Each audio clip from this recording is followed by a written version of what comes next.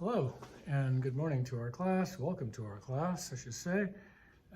We completed talking about momentum and impulse the last 3 weeks, and hopefully you have that all down and can use the impulse momentum theorem or the law of conservation of momentum to be able to solve for questions. We are now going to move on to our next unit, and that is energy. Energy, kind of hard to define and describe. Can't see it. There's no tangible way of being able to view or see energy, but we can measure it.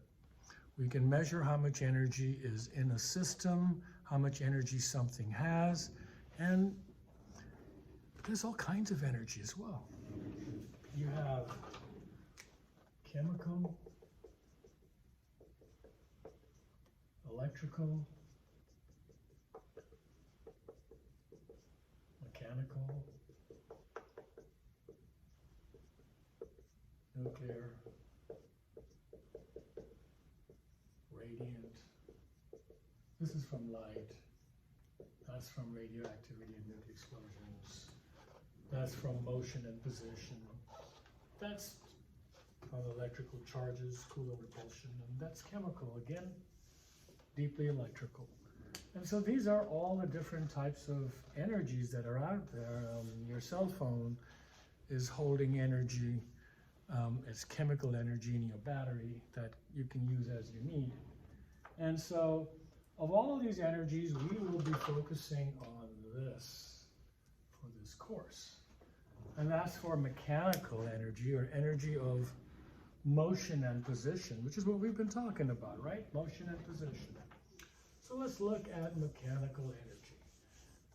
Mechanical energy is made up of,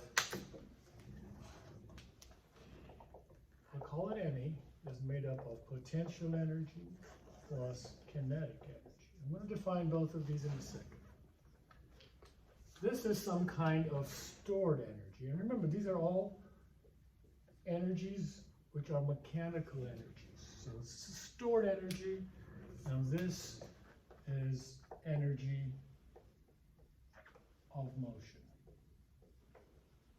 And so that's just the overall picture of our start of our unit, and we will be focusing on this particular thing first. Kinetic energy. Energy due to motion. When something's moving, you know it has energy.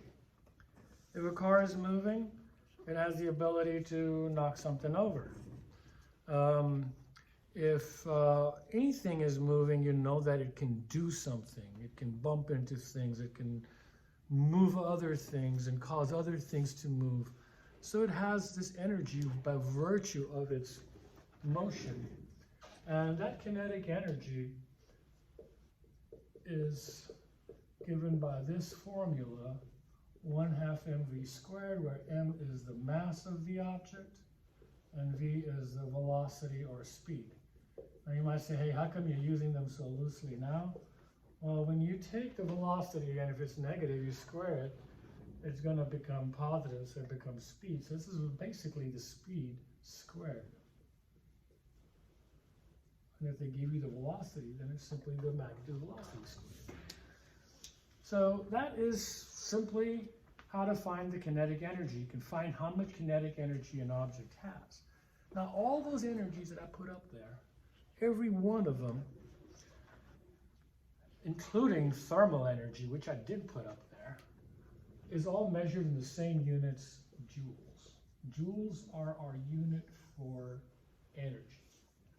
And it really breaks down to kilograms, meters squared over seconds squared. That's what it is. But we just use the capital letter J, just like we used for newtons, which was kilograms, meters per second squared, we use N. So we're just going to use joules for the unit, but that's what we get when we multiply the mass times the velocity squared, as you can see, and we get those units that look like that. We'll simply be using the letter J and not writing all of that down. So, kinetic energy. Let's do a couple of simple questions in finding the kinetic energy. object, mass 2 kg, velocity 4 meters per second. What is the kinetic energy? It's 2 kg object moving at 4 meters per second, it can do something. Well, the kinetic energy would be 1/2 times 2 times 4 squared. That's my V, and that's it. So that would be, the 2's will cancel, it just gives me 4 squared, or 16 joules. So 16 joules is the energy that this 2 kg object has if it's traveling at 4 meters per second. An interesting thing to note is if I double the speed to 8 meters per second, the energy will not double. Let's look at it. Again, 2 kg, now moving at 8 meters per second.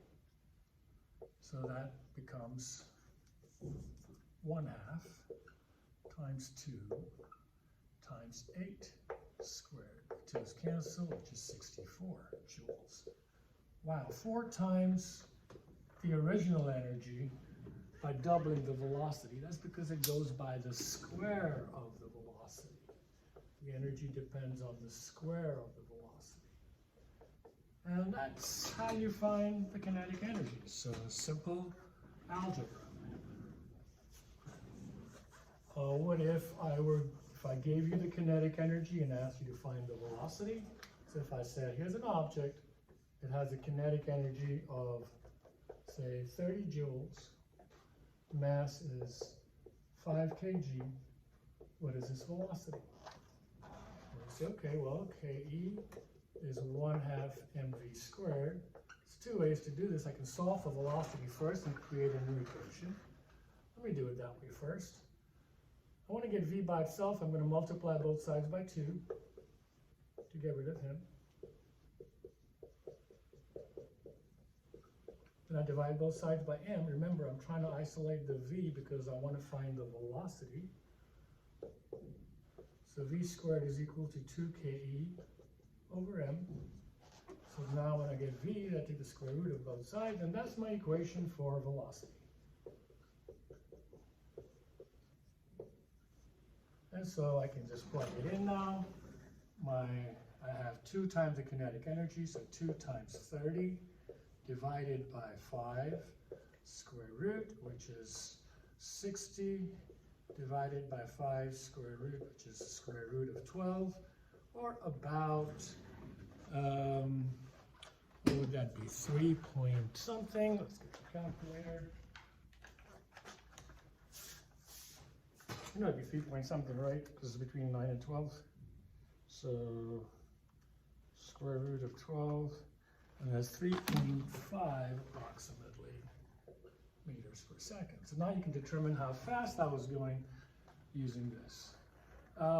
If you don't like doing this, and this is really your preferred way to do that, you could have simply just plugged in 30 is equal to 1/2 5v squared. And then gone ahead and done your algebra, multiplied both sides by 2. That would give you that. Okay, multiplying both sides by 2. And dividing both sides by 5 would give you 12 equals v squared. So v is equal to the square root of 12, which is approximately 3.5 meters per second. So another way to do it. Okay, they could just have as well have asked for mass. Usually it won't be that case, but you do something similar like this. So I hope that helps. An introduction to kinetic energy, energy due to motion.